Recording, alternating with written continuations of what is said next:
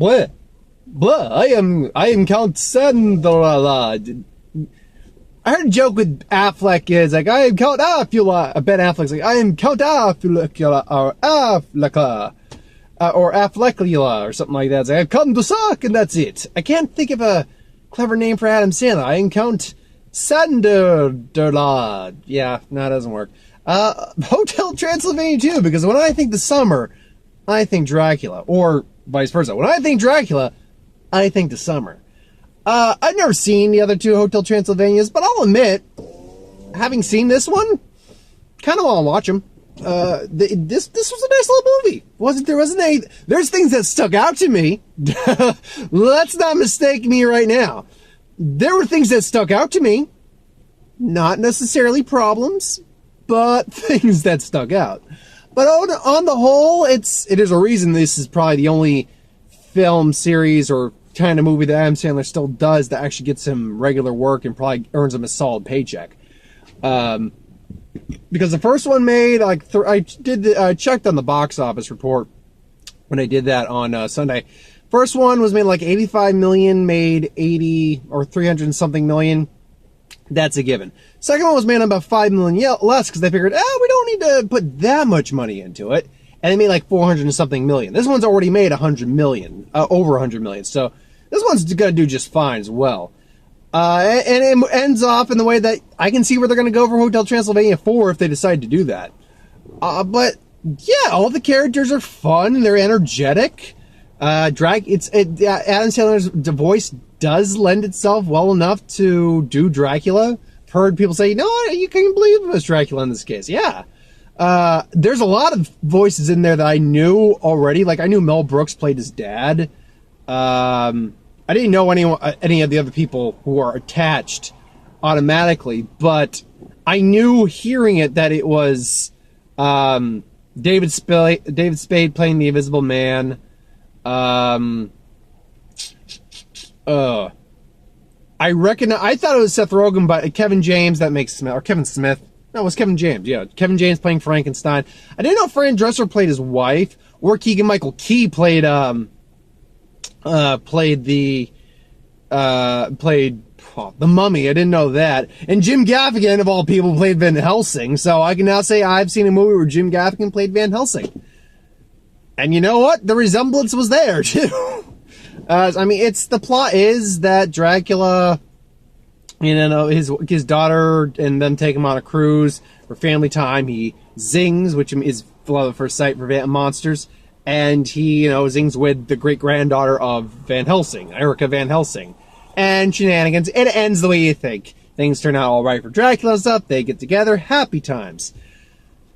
Things that stood out to me. One, they had a very modern soundtrack. They had Bruno Mars. Oh, what was the name of the song?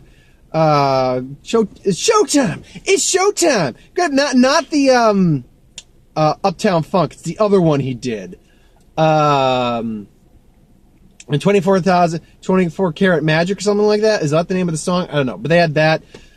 The Macarena's in there. Don't Worry, Be Happy. What was the other one? Good Vibrations by the Beach Boys. The one, though, that when I heard it, I realized what he was saying. I'm like, what? They were singing Macklemore's Moped. Now, if any of you have ever listened to Macklemore, you know that guy is not PG. He is not safe for kiddies. I'm like, you're singing Macklemore? I'm like, why don't you just freaking open with thrift shops? What up? I got a big, it's like, for any kid, a family picture. Okay, get thrown. I'm sure, obviously there's PG or safe for radio versions of Macklemore. I'm not arguing that, but I'm like, I just listened to them here. It's like, that's Macklemore. And I know for a fact, I actually like Macklemore, all right. And I don't like rap very much. But I'm like, that's Macklemore. Macklemore is not safe for kids. Okay.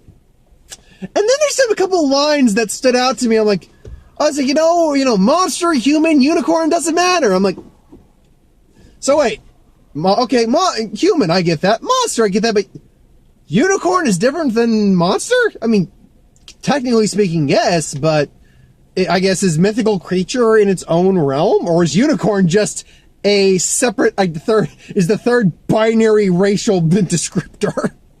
I have no idea. The movie's fun though. I enjoyed myself. It's actually, you know what, actually, and I can appreciate this a bit more given my personal circumstance in life. Short and sweet, many of you who watch me know my mother passed away a couple years back. But going probably on 2 years this year, she passed away. Unexpectedly. I'm not going to go into it, but point being, and my dad has, me and my dad have, it's a day-by-day process. We deal with it. But Dracula, for a first time in his life, first time in a long while, is like, he's lonely. He wants a companion. He wants to meet someone. He wants some companionship. And while it is a little rushed, you can understand, and it is made for kids, obviously. They actually have a couple really adult conversations. Like, when he's on this date with her name's Erica, the captain, Erica Van Helsing, and she's trying to kill him and all. There's the joke with the guacamole you see in the trailer. I will say, they did the blobby joke's in there where he throws up the kid, and they keep compiling that joke on, saying, okay, he pops kill, made a sale, then he makes the kid a puppy and stuff like that. Okay. But it doesn't go, like, oh no, Blobby's going to puke. It's like, that doesn't work. It's like, I just realized I know a good Adam Sandler Dracula impression. That's a niche one right there. Just file that under the niche, under the niche ones, under the niche impressions I can do. I can do the obvious impressions, but that's a niche one. But he has a real conversation with her about, the fact that his wife was killed, his wife died, and it was hard being a single dad, and we have a couple real genuine moments, and coming from a place like that, understanding my circumstance and my father's circumstance, it's like that actually struck a very positive chord for me for the movie. I'm like, they're treating the subject seriously. And from what I understand of the Hotel Transylvania movies, they do treat their subject serious. Like, when they need to get serious, they do treat it seriously. And I can respect those films for that. I really should get around to maybe watching those at some point, because I hear they're very good. I hear they're full of their energy, they're full of comedy, but they also got a lot of heart to them. And this one showed that a little bit. It's definitely rushed in some parts, certainly, but it's still a good time. And okay. I have no idea why that person just went that way when they could have just gone that way, but all right, I thought they were going to try to speak to me for something. Yeah, I just feel a little rushed at points. They're rushing some plot points. Another thing that I kind of find I was a little disappointed in was the end with Van Helsing. Because ultimately, Van Helsing is the villain in this. He's persecuting the monsters, and they never give a reason why. That's the thing that I really kind of wanted, like Dracula to basically say, do you want to know why this guy persecutes us? You want to tell them, or should I? And it's like, silence, monster! It's like, and then it would have been some bullshit reason and all that, and Dracula and Van Helsing would have been just shown as be basically an asshole, and he is still kind of an asshole for no reason. I get the feeling that the persecution he had from the monsters really just came from how normal persecution works. They're different, therefore screw them. Now, granted, I did like the fact that it does come back around to family, and then they see saves Van Helsing, and they forgive each other and everything. It works out. But I mean, there's just nice little, like, I'm guessing the dog came in around, Tinkles, the giant F-off dog, came around, say, the second movie. If not, he's a new addition. But, there's a cute running joke saying, this is Bob! The kids keep bringing Tinkles everywhere when they shouldn't. This is Bob! It's like, I was like, say hi, Bob. Hi, Bob. It's like, and everyone's like, it's like, apparently the dog can at least say hi, Bob. And it's fun to see the reactions to that.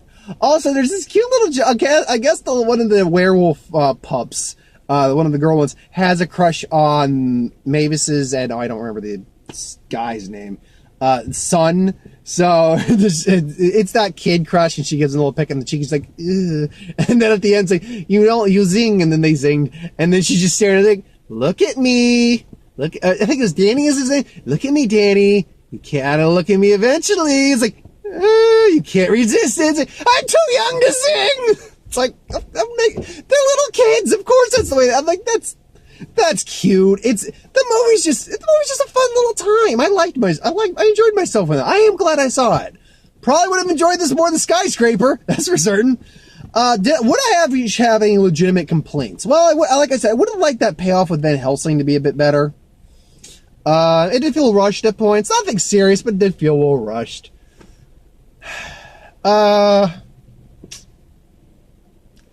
can't really say I have any real complaints. The movie is what it is, and for what it is, it's a good time.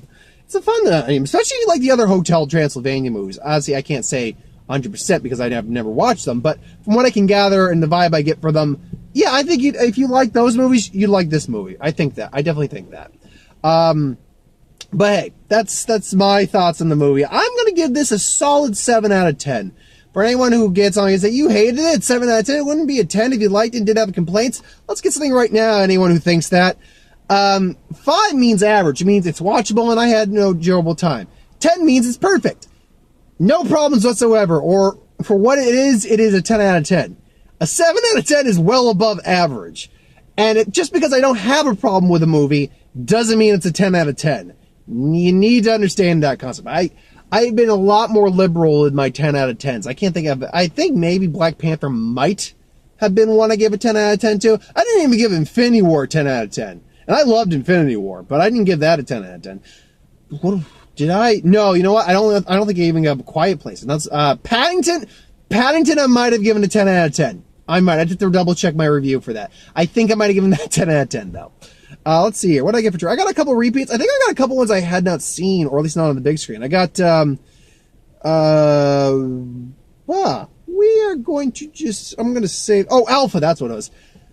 I have seen the trailer for Alpha. This was a different trailer. I'm going to say this trailer sucked comparison to that trailer. This trailer really doesn't make me want to go out and see Alpha.